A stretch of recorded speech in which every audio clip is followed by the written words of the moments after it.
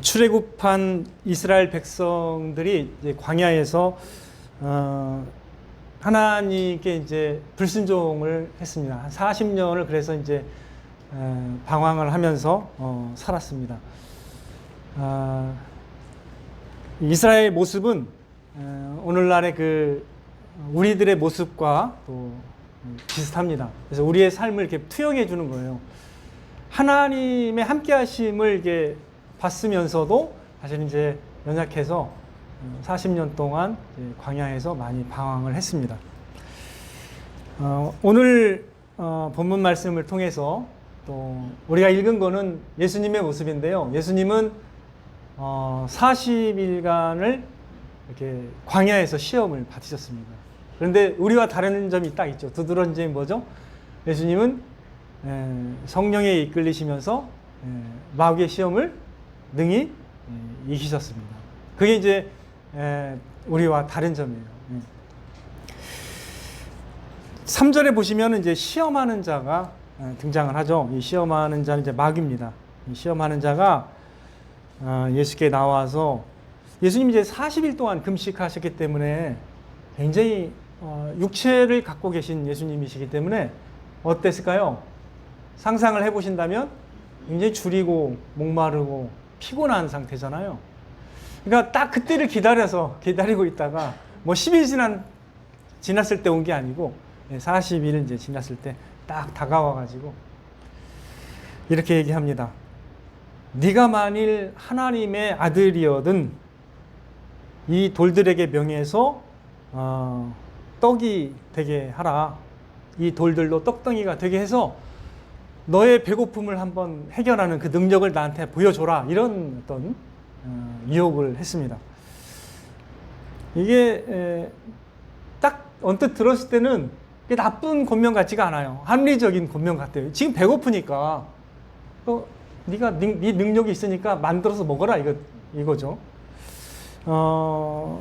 우리 같으면 이제 가끔 이제 사람과의 관계에서 우리도 이럴 때가 있어요. 우리를 좀 신뢰하지 않고 믿지 않는 사람들 앞에서 우리의 능력을 보이고 싶은 욕구가 생길 때가 있습니다. 인정을 안 하니까. 그때는 우리가 어떻게 그런 욕구가 생기잖아요. 한번 잘 봐라. 나 이런 사람이야. 이렇게 한번 증명하고 싶은 그럴 때가 있잖아요. 약간 그런 식으로 만든 거예요. 예수님을. 네가 하나님의 아들이라도 한번 해봐라. 이렇게. 근데 그것은 사탄의 교묘한 유혹이었습니다. 마귀는 이제 예수님을 자기 방식으로 조정을 해서 예수님도 인간과 별 다를 게 없는 육체적인 욕구를 추구할 수밖에 없는 그런 사람으로 이게 전락시켜서 하나님을 좀 대적하고 조롱하고 싶었던 거예요. 하나님의 사람이고 하나님의 아들인 거를 이미 마귀는 알고 있죠. 근데 이제 그걸 시험하는 거죠. 너도 한번 지금 이런 상황이니까 한번 네 능력을 보이고 그렇게 한번 해봐라. 이렇게 유혹을 했습니다. 그러나 예수님은 이미 마귀의 그 의도와 생각을 다 알고 계셨기 때문에 예수님은 언제 어디서나 어떠한 순간에도 사실은 하나님의 말씀을 우선으로 생각하는 분이셨습니다. 그렇기 때문에 하나님의 말씀의 가치를 떨어뜨리면서 인간의 욕구 자체에 이끌리고 급하게 막 인간의 욕구대로 살아가는 모습을 보인 적이 없습니다. 한 번도. 그래서 예수님은 이렇게 말씀하시죠. 광야에서 이스라엘 백성이 이렇게 살아가기를 기대하신 하나님의 말씀이 있습니다. 그게 이제 신명기 8장에 나타나는데 그 말씀을 그대로 인용하셨어요. 그래서 사탄의 이 마귀의 유혹에 신명기 8장 2절 3절을 인용하시면서 말씀으로 물리치셨는데 그 말씀이 뭐냐면 내 하나님 여호와께서 이 40년 동안에 내게 광야 길을 걷게 하신 것을 기억하라. 이는 너를 낮추시며 너를 시험하사 내 마음이 어떠한지 그 명령을 지키는지 지키지 않는지 알려 하심이라.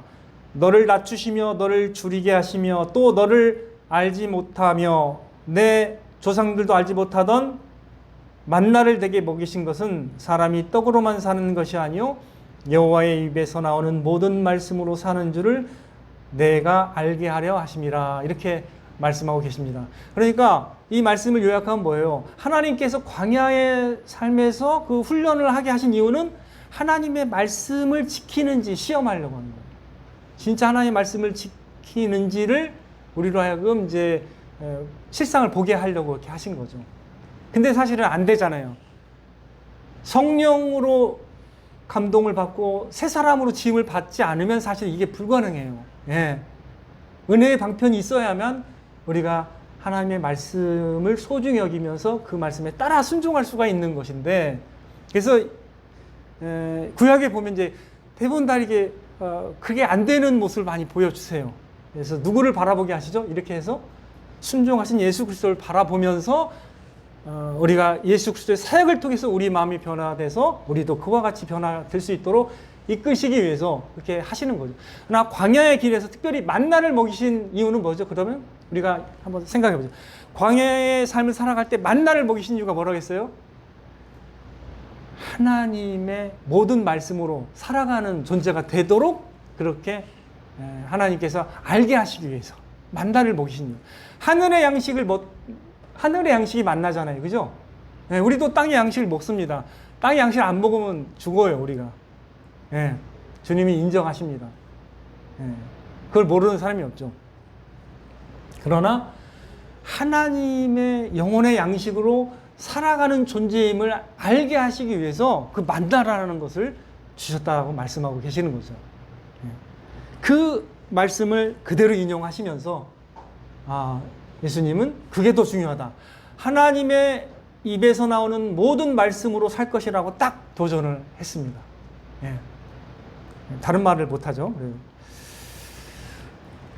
저희도 우리 사람들 가운데 이런 경험이 있을 거예요. 살아가다 보면 인생에서 좀 어려운 일을 직면하고 있을 때 누가 와서 진실된 위로의 말을 할 때 어때요? 그 말 한마디가 어떻습니까? 굉장히 힘이 되잖아요. 격려가 되잖아요. 나를 진짜 위로해주고 알고 진짜 내 편이 되어줄 수 있는 그런 어떤 친구가 와서 만약에 그렇게 위로해준다면 얼마나 이게 힘이 나겠습니까? 그죠? 사람의 말 한마디도 이렇게 우리에게 힘을 준다는 걸 우리가 많이 경험했을 것입니다. 그렇다면 사람의 이런 따뜻한 말 한마디도 이렇게 위력이 있다면 하나님의 말씀은 어떻겠습니까? 하나님의 말씀의 능력은 어떻겠습니까? 예. 하나님의 말씀은 어떤 능력이 있는지를 우리가 좀 생각해 본다면 하나님의 말씀으로 살아가는 그리스도인에 대한 정체성을 더 우리가 뚜렷하게 가질 수 있다고 생각합니다. 자, 하나님의 말씀, 여러 그 하나님의 말씀의 능력에 대해서는 성경에서 많이 얘기해요. 사실은 여기저기서 많이 찾아볼 수 있는데 한번 우리가 잠깐 생각해 보면 좋을 것 같아요. 야고보서 1장 18절에는 이렇게 이제 말씀하고 있어요. 그가 그 피조물 중에 우리로 한 첫 열매가 되게 하시려고 자기의 뜻을 따라 진리의 말씀으로 우리를 낳으셨느니라. 진리의 말씀, 생명의 말씀으로 우리를 낳으셨다라고 말씀하고 있습니다. 하나님께서 그러면 말씀으로 세상을 창조하셨죠. 그죠? 말씀으로 빛이 있으라 하면 빛이 있었고 그렇게 됐잖아요. 말씀의 능력이 있어요. 하나님은 말씀하시면 그게 실존이 되는 거예요. 그래서 말씀으로 우리도 거듭나고 지음을 받은 겁니다. 베드로전서 1장 23절에 이렇게 말씀하고 있어요. 너희가 거듭난 것은 썩어질 씨로 된 것이 아니요 썩지 아니할 씨로 된 것이니 살아있고 항상 있는 하나님의 말씀으로 되었느니라. 이 말씀 잘 기억하셔야 돼요. 너희가 거듭난 것이 뭐라고요? 네. 썩어질 씨로 된 것이 아니요 썩지 아니할 씨로 된 것이다. 이렇게 말씀하고 있습니다. 자, 일단 씨로 비유했어요. 하나님의 말씀의 능력은. 우리가 이렇게 여러 식물들이 있지만 식물들이 이렇게 계속 번성하는 이유가 뭐예요? 씨가 있잖아요. 씨를 심으면 아무것도 아닌 것 같은데 씨를 심으면 어떻게 되죠? 갑자기 놀라운 능력이죠. 갑자기 생명이 자라나잖아요. 그 씨예요, 그게. 그래서 우리가 모든 먹고 지금 보고 있는 모든 나무들이 다 그와 같은 놀라운 하나님의 법칙에 의해서 씨라는 걸 통해서 재생산하고 번성하게 되는 거죠. 그럼 우리는 어떨까요? 우리의 생명도 우리도 하나님이 주신 그 생명체가 있어서 어떻게 해요? 우리도 번성하잖아요. 그죠? 근데 이것마저도 눈에 보이는 건 다 썩어지십니다. 근데 우리가 거듭난 건 뭐라고요? 썩지 아니, 영원히 변하지 않는 썩지 아니할 생명의 그 능력을 통해서 우리가 거듭났다라고 말씀하고 계시는 거예요. 그러니까 우리는 영원한 존재인 거예요. 예. 요한일서 2장 17절 말씀처럼 영원히 거하는 존재가 인간입니다. 예. 인간이 놀라운 존재예요, 사실. 예. 그래서 우리가 거듭난 것이 살아있고 항상 있는 하나님의 말씀으로 되었다라고 선포하고 있어요. 우리가 거듭난 게. 하나님의 말씀의 능력 어떻습니까? 말씀으로 지음을 받고 말씀으로 재창조되고 거듭났다라는 거예요. 이게 놀라운 하나님의 말씀의 능력입니다. 그렇다면 하나님의 말씀으로 사실 우리가 지음을 받고 말씀으로 유지되고 말씀으로 어떻게 해요? 영원한 존재가 되는 거예요. 놀라운 사역이 바로 말씀의 능력에 의해서 이루어지고 있는 것입니다. 그래서 예수님이 말씀하시기를 요한복음 6장 63절에 살리는 것은 영이니 육은 무익하니라 내가 너희에게 이른 말이 영이요 생명이라. 내가 너희에게 지금 말하고 있는 이 말씀들이 영이요 생명이라고 했습니다. 예수님의 말씀을 믿으면 어떻게 돼요? 우리가 구원을 받잖아요. 그죠? 영생을 얻잖아요. 시편 34편 6절에 여호와의 말씀으로 하늘이 지은 바 되었으며 그 만상을 그의 입기운으로 이루셨도다. 이렇게 하나님 말씀하고 계시고요. 히브리서 11장 3절 믿음으로 모든 세계가 하나님의 말씀으로 지어진 줄을 우리가 아나니 보이는 것은 나타난 것으로 말미암아 된 것이 아니니라. 이렇게 선포하고 있습니다. 모든 세계가 하나님의 말씀으로 지어졌다는 것을 우리가 알고 있어야 되는 것이죠. 이제 계시록 12장 11절 말씀에 보면 그리스도인의 신앙에 대해서도 이렇게 말씀하고 있어요. 우리의 그 실제 삶에 대해서도 계시록 12장 11절 말씀이에요. 또 우리 형제들이 어린 양의 피와 자기들이 증언하는 말씀으로써 그를 이겼으니 그들은 죽기까지 자기들의 생명을 아끼지 아니하였도다. 말씀으로써 그를 이겼다고 했는데 이건 마귀를 이겼다는 말씀이에요. 계시록에 나오는 거는. 그래서 우리가 말씀으로 마귀를 능히 대적할 수 있다는 거예요. 우리가 유일하게 대적할 수 있는 건 그거밖에 없어요. 사실 말씀의 능력으로 또는 기도로 대적할 수가 있는 것이죠.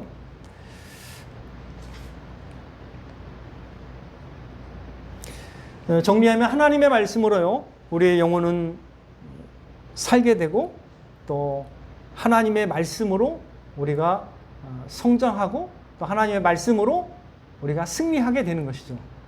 그래서 그리스도인의 삶에서 말씀은 필수 불가결한 것이죠. 하나님의 말씀으로 살아가도록 하나님께서 사실은 말씀을 우리에게 주신 것입니다. 그래서 예수님은 대제사장적 기도를 할 때요 제자들에게 어떻게 말씀하셨냐면 내가 그들에게 아버지의 말씀을 주었사오며 이렇게 표현했어요. 내가 그들에게 아버지의 말씀을 주었다. 그러니까 그들의 정체성은 뭐예요? 아버지의 말씀을 가진 자가 되는 거죠. 아버지의 말씀을 가진 자가 아니면 사실은 정체성이 불분명하게 됩니다. 그죠? 아버지의 말씀을 가져야 그 그리스도인이 되는 거예요. 그분의 말씀이 내 안에 있어야 그리스도인이 되는 겁니다. 그래서 이걸로도 정체성을 구별할 수가 있어요. 예. 그리스도인은 어떻게 살아간다고요? 하나님의 말씀으로 살아가는 사람이 그리스도인입니다. 그렇기 때문에 그리스도인의 삶은 어떠해야 마땅하는가 이런 어떤 질문을 했을 때 그리스도인은요 마땅히 하나님의 말씀으로 살아가는 사람이 되어야 돼요. 예. 하나님의 말씀을 나의 영적 양식으로 여기고 그 말씀을 먹고 살아가는 거죠. 그 말씀을 먹을 때 힘이 나고 그 말씀을 섭취할 때 다시 위로를 얻고 그다음에 하나님의 말씀으로 바로 이렇게 수정하기도 하고 교육받기도 하고 하나님의 말씀으로 통찰력을 얻고 새로운 또 적용을 하게 되고 이런 어떤 관점을 이제 갖게 되는 거죠. 하나님의 말씀이 나의 기준이 되고 척도가 되고 나의 가치관이 되고 나의 모든 것이 되는 것이죠. 이렇게 이제 변해가는 거예요. 그리스도인이 하나님의 말씀으로 살아간다는 것을 우리가 어떻게 이제 잘 소화할 필요가 있는데요. 금방 말씀드린 것처럼 이제 나의 영적 생명의 양식이다. 이렇게 또 여길 필요도 있고요. 또는 이게 하나님의 말씀을 먹는 것이 내가 하나님의 뜻대로 살기 위한 것이다. 내가 하나님의 뜻, 하나님의 방향을 내가 하나님의 말씀으로 방향을 얻어야 되는데, 그래서 뭐 이렇게 생각해도 괜찮아요. 그게 하나님의 말씀으로 살아가는 사람의 또 한 단면이 됩니다. 또 성경적 가치관으로 살아가겠다. 이것도 뭐 똑같은 관점입니다. 성경적 세계관으로 내가 살아가겠다. 하나님의 말씀으로 살아가려고 하는 사람들의 그 마음가짐에는 이런 것들이 이제 있는 거죠. 그래서 성경에서 이제 베드로전서 2장 2절에 이렇게 우리에게 권면해요. 갓난 아기들 같이 순전하고 신령한 젖을 사모하라. 이는 그로 말미암아 너희로 구원에 이르도록 자라게 하려 함이라. 여기서 순전하고 신령한 젖을 사모하라 했는데 그 비유는 뭘 가리키는 것 같아요? 하나님의 말씀이잖아요. 그죠? 우리가 갓난아기 때 얼마나 간절하게 막 달라고 외치나요? 그죠? 그러한 식욕이 있어야 됩니다. 그러한 어떤 열망이 있어야 된다는 거죠.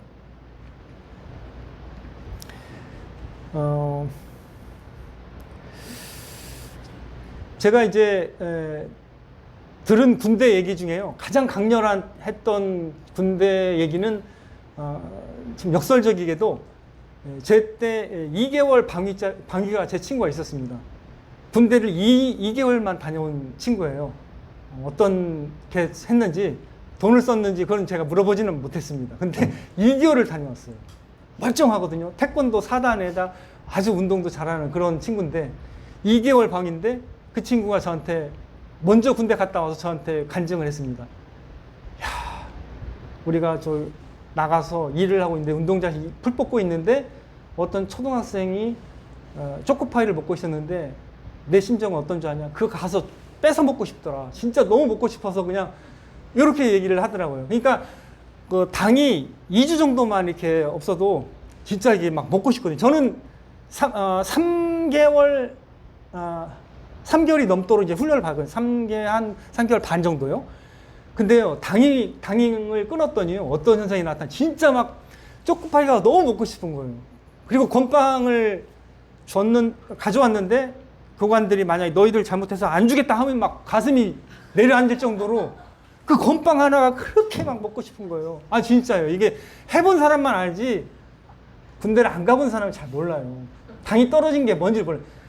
당을 한 번도 못 먹어보니까 너무 먹고 싶은 거예요. 막 초코파이, 건빵이. 그래서 건빵 하나를 먹었는데 너무 다른 거예요. 저는 그래서 그 기억이 지금도 생생해요. 그 건빵을 너무 먹고 싶어가지고 그 굶주려 있는 모습이. 예. 물론 지금은 그렇게 아닌데요. 너무 맛난 걸 많이 먹다 보니. 그래서 이런 어떤 열망, 제 친구가 말했던 그게 너무 기억나는 거예요. 2개월짜리 그 다녀오면서 그 군대의 힘듦을 그렇게 표현하더라고요. 근데 그때 들었던 것처럼, 아, 우리는 과연 그러한 열망을 갖고 있는가. 예. 성경책이 많아요. 심지어 스마트폰으로도 막 쉽게 접할 수 있어가지고 많은데, 과연 우리는 그 말씀을, 한 말씀 한 말씀을 그렇게 나의 생명의 말씀으로 여기고 이렇게 받아들이는가. 이런 걸 생각할 때는 참 도전이 되는 얘기라고 저는 생각이 됩니다. 이제 성경 속에서는 이런 도전이 많아요. 왜 이스라엘 백성이 말망하고 어두운 가운데 방황하느냐. 그 이유를 하나같이 하나님께서 말씀하시기를 이렇게 얘기하세요. 시편 107편 10절 말씀, 11절 말씀에 이렇게 말씀하세요. 사람이 흑암과 사망의 그늘에 앉으며 곤고와 쇠사슬의 매임은 하나님의 말씀을 거역하며 지존자의 뜻을 멸시함이라. 하나님의 말씀을 가볍게 여기고 멸시하기 때문에 사람이 어두움에 빠진다라고 도전하고 있는 내용입니다. 이사야 5장 24절도 그렇게 말씀하고 있어요. 그들의 뿌리가 썩겠고 꽃이 티끌처럼 날리리니 이유는 뭐냐면 그들이 만군의 여호와의 율법을 버리며 이스라엘 거룩하신 이의 말씀을 멸시하였습니다. 이렇게 말씀하고 있습니다. 그래서 하나님을 가볍게 여기고 하나님의 말씀을 소홀히 여길 때 우리들은 어려움에 빠지게 되는 것입니다. 왜 그리스도인이라고 하는 사람들이 왜 세상에서 빛과 소금의 역할을 감당하지 못하게 된다고 생각하세요? 또는 교회 다니지만 왜 이게 또 다니지만 또 그렇지 못한 사람도 있어요. 이렇게 진짜 빛을 발하지 못하는 사람도 있습니다. 개 중에는. 예. 왜냐하면 번화의 과정이니까. 왜 그러한 부류들이 생기는 것일까요? 이유는 뭐 많은 게 있지만 단도직입적으로 말씀드리면 그들이 하나님의 말씀대로 살지 못하기 때문이죠. 그죠? 하나님의 말씀대로 살지 못하기 때문에 우리가 세상으로부터 비판을 받는 겁니다. 그래서 그런 비판은 우리가 받아야 마땅한 거예요. 왜 비판하냐 이렇게 말할 게 없어요. 왜냐하면 우리가 먼저 똑바로 서야 되기 때문에 때로는 세상이 말하는 비판 가운데 얼추 맞는 것도 많이 있어요. 우리가 도전을 받아야 됩니다. 너 그리스도인이라고 하면서 왜 그렇게 사냐 할 때 내 모습이 그들이 보기엔 달라야 되는데 다르지 않기 때문에 그렇게 말하는 거거든요. 넌 다를 줄 알았는데 너도 왜 이렇게 삥땅 치냐 뭐 이렇게 말할 수도 있는 거죠. 그리스도인으로서 하나님의 말씀대로 살아가야 갈지는 사실은 굉장히 이유는 많습니다. 여러분들이 이제 우리 인생을 살아가면서 이렇게 먹는 것의 중요성을 우리가 간과할 수 없는데 잘 먹지 않으면 어떻게 돼요? 병들잖아요. 그죠? 근데 우리가 이렇게도 한번 생각해 볼 필요가 있어요. 왜 잘 못 먹는 사람들은 어떤 부류인가? 첫 번째요. 우리가 육신적으로도 잘 못 먹는 사람들이 이렇게 부류를 할 수 있어요. 병든 사람이 잘 못 먹어요. 두 번째, 이미 간식으로 배부른 사람이 못 먹습니다. 세 번째, 잘 게으른 사람이 잘 안 챙겨 먹어요. 네 번째, 너무 바쁘면 또 잘 못 먹어요. 그죠? 이걸 영적으로 환원하면 어떻게 되냐면요. 영적으로 이게 죄에 빠져가지고 이렇게 영적인 생명력이 약하면요. 말씀에 대한 욕구가 떨어져요. 첫 번째, 병든 사람. 두 번째, 이미 간식으로 배부른 사람. 하나님의 말씀이 아닌 다른 것으로 이미 내 어떤 배를 채운 거야. 다른 세상의 인본주의적 말 또는 인문주의자들의 말 이런 것이 인생의 가치관을 이미 다 형성해 놨기 때문에 하나님 말씀 보니까 별거 없네 이렇게 생각하는 사람도 있습니다. 이미 배불렀어요. 간식으로. 그런 사람도 잘 말씀을 별로 이제 열망하지 않습니다. 또 사실 이들은 명목상 그리스도인일 가능성이 많아요. 사실은 조심해야 돼요. 명목상 그리스도인이 되지 않아야 됩니다. 세 번째, 게으른 사람. 자신의 영적 상태에 무지해서 항상 식욕부진에 빠지는 거예요. 그러니까 별로 밥맛이 없는 거예요. 일을 안 하니까. 일을 열심히 해야 식욕도 올라오는 거거든요. 근데 늘 그냥 게을러게 살아가니까 그것마저 없는 거예요. 그러니까 영적으로 어떤 섭취력을 갖지를 못하는 거죠. 네 번째 경우도 있습니다. 너무 바쁘죠. 일과 활동에 너무 바쁜 나머지 말씀에 대한 여유가 없는 거예요. 그런 분도 계세요. 너무 다른 일들을 너무 바쁘게 열심히 하시는데 말씀에 시간을 안 투자하는 거죠. 그러다 보면 점점 이게 둔해지게 되는 거죠. 그죠? 이런 부류들을 우리는 경계해야 됩니다. 우리가 그렇게 되지 않도록 조심해야 되는 것이죠. 그래서 반대로 어떻게 돼요? 강한 식욕을 가져야 돼요. 예. 아까 말씀드린 것처럼 그런 말씀에 대한 식욕이 있어야 됩니다. 여러분, 맛있는 거를 막 얼굴 찡그리면서 먹는 사람 본 적 있습니까? 맛있는 거를 막 기쁘게 먹는 게 그게 얼마나 즐거운 일인지 그것만 유튜브 잘하면 1000만이 넘어요. 유튜브 구독자가. 그죠? 찌양! 1000만이 넘어요. 얼마나 즐거운 일입니까? 그래서 사실은 우리가 맛있는 거 먹고 즐겁게 얘기하면서 이거 좋은 거예요. 나쁜 게 아닙니다. 그죠? 그런 것처럼 하나님의 말씀을 섭취하는 것도 그와 같아야 된다는 거예요. 기쁘고 즐거워야 된다는 거예요. 그죠? 그래서 열망을 가져야 돼요. 그래서 시편 119편 이거 한번 읽어보겠습니다. 이거는 찾아보죠. 119편, 시편 119편. 이게 시편 119편이 잘 아시죠? 말씀의 영광이 나타나 있는 놀라운 구절이잖아요.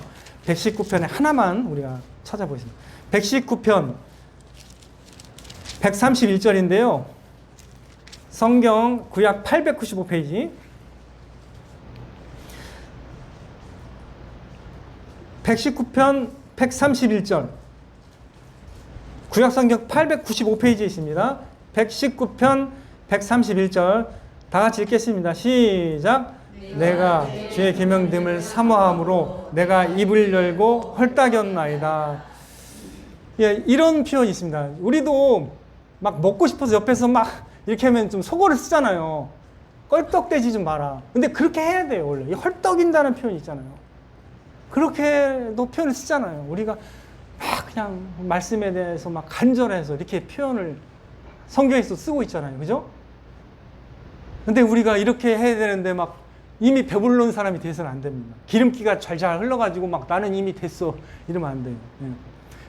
그런 목사면 그 목사도 잘못된 사람입니다.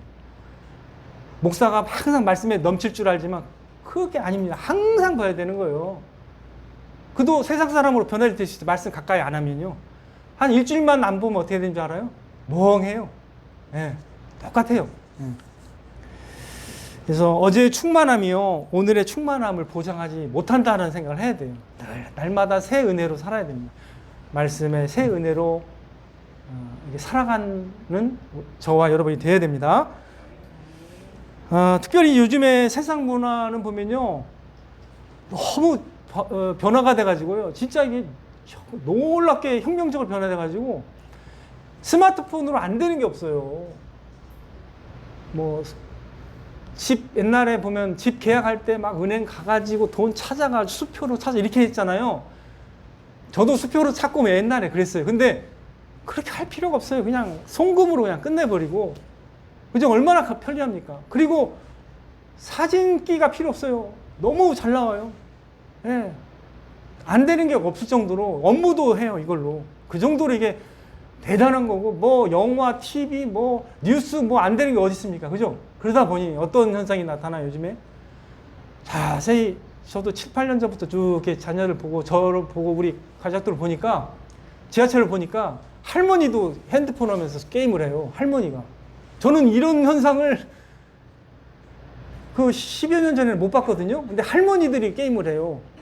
스마트폰. 물론 요즘에 뭐 고전적으로 책도 보는 분들 간혹 있습니다. 담대하게 성경책 보는 사람도 있어요. 놀라운 사람들이 간혹 있습니다. 근데 딱 보면 요즘에 우리 자녀들 봐도 그렇지, 봐도 그런데요. 화장실 갈 때나 어디 나갈 때 보면 딱 이걸 늘 챙겨요. 그냥. 항상 어느 순간에나 이게 스마트폰을 챙기더라고요. 스마트폰 없으면 안 된다는 걸 아나 봐요, 요즘에. 되게 소중히 여기잖아요. 그죠? 근데 그와 같처럼 원래 여겨야 되는데 스마트폰은 소중히 여기는데 말씀은 안 갖고 댕겨. 저 옛날에 대학 다닐 때 의도적으로 정체성을 나타내려고 말씀 끼고 막 그냥 도서관 가서 말씀 딱 성경책 놔요. 계속 그렇게 다녔습니다. 그걸 훈련했어요. 다른 사람이 나를 어떻게 여길지를 미리 훈련을 하는 거죠. 항상. 군대 갔을 때도 항상 성경책 읽고 이런 식으로. 그래서 군대 갔을 때 제 별명이 목사였습니다. 그때 목사가 아니었어요, 원래 저는. 예. 근데 그렇게 알았어요. 근데 그렇게 나타내야 돼요. 당연히 이렇게 살아야 되는 거죠. 그죠? 근데 오늘날은 이제 세상의 그 첨단 문화에 우리가 지배를 당하게 돼 있어요. 그래서 스마트폰 없으면 못 살아요. 말씀 없이는 살아도 스마트폰 없이는 못 사는 세상이 됐습니다. 우리가 생각해 봐야 됩니다. 우리 자녀들도 그러더라고요. 우리 은송이는 노래를 불러요. 사달라고. 근데 제가 조금씩 늦추고 있는 게 다 사줬어요. 엄마들이 대부분 다. 예, 너무 일찍 사줘가지고. 그럼 어떻게 되겠어요? 나중에 계속 이것만 해요. 세상에 것이 많이 있어요, 거기에. 그래서 이제 어릴 때부터 계속 그렇게 이제 단련이 되는 거죠. 하나님 없이도 잘 살아요. 나중에는 어떻게 되겠어요? 교회는 다니는데 몸은 교회에 있으나 어떻게 해요? 사고 방식과 삶의 패턴은 다 세상 사람과 똑같게 되는 거죠. 그런 유형이 반드시 나타납니다. 제가 볼 때는. 그것을 방지해야 됩니다. 하나님의 말씀보다 더 소중히 여기는 것이 있어서는 안 된다는 거죠. 싸워야 됩니다. 영적으로도. 우리 집안에서도 이제 이렇게 싸워야 되는데, 이제 우리 자녀들뿐만 아니라 우리도 영향을 받아요. 그래서 우리도 영향을 받습니다. 이걸 다 알고 하나님께서도, 그래서 신명기에 보면 너 잘 때나 어디 갈 때나 계속 뭘 강론하라고 했죠? 하나님의 말씀. 잠언에 보면요, 그걸 네 이마에다 붙이고 네 목에다 매라고 했습니다. 말씀을. 그래서 잘 때나 길에 갈 때도 그게 너를 보호할 것이다. 이렇게 얘기하고 있어요. 항상 하나님의 말씀을 가까이 두라고 얘기하고 있는 거예요. 주야로 어떻게 말씀하셨죠? 복 있는 사람은 누가 복 있는 사람이에요? 오직 여호와의 율법을 즐거워하여 그 율법을 주야로 그렇게 말씀하시죠. 근데 이걸 이제 바꾸는 거죠. 사탄은 이제 결국 그걸 바꿀 계획이, 우리가 계속 이제 다른 거에 영향을 받게 돼 있는 거죠. 하나님의 말씀보다. 다른 거에 더 신나게 돼 있어요. 예. 말씀을 보면 약간 좀 부담되고, 예. 사람이 원래 그러게 돼 있거든요. 부담되는 것보다 편한 게 더 좋거든요. 그렇게 가게 돼 있어요. 결국에는. 그럼 우리 안 되는 거죠. 우리 그리스도인은 하나님의 말씀을 기뻐하고 즐거워하는 사람으로 남아야 돼요. 끝까지. 주님 오실 때까지 그렇게 돼야 됩니다. 그래야 주님이 우리를 영원토록 하나님 나라에 가서 하나님을 기뻐하고 즐거워하도록 할 수 있는 거지, 우리가 이 땅에서 준비가 안 됐는데 거기서 어색하게 그렇게 하나님 말씀만 바라보고 살아갈 수 있을까요? 절대 안 됩니다. 여기서 안 되는 거 절대 천국에서 안 되는 거거든요. 즉 우리가 영화롭게 되지는 않았지만 중심에서 하나님의 말씀을 기뻐하고 즐거워하는 사람이 돼야만 그게 가능합니다. 예. 그래서 여러분들, 우리의 모든 삶 가운데서 예수님처럼 하나님의 말씀을 우선순위로, 하나님의 말씀대로 살아가는 저와 여러분이 되시기를 축원을 드립니다. 하나님의 말씀으로 영적 힘을 얻고 위로를 받고 은혜를 받고 살아가야 됩니다. 말씀으로 생각하고 판단하고 결정해야 합니다. 말씀을 읽고 듣고 공부하고 암송하고 묵상해야 되는 것입니다. 이게 고전적 방법이에요. 이거를 능가하는 방법이 없어요. 우리가 배워왔던 그걸 잃으면 안 됩니다. 그걸 잃으면 결국 경건의 습관을 다 잃게 돼요. 하나를 놓으면, 말씀을 놓으면 다 놓게 됩니다. 다른 것만 많이 하게 될 거예요. 분명히 말씀드리지만 다른 것만 많이 하게 될 거예요. 하나님의 말씀을 읽고 듣고 공부하고 암송하고 묵상해야 됩니다.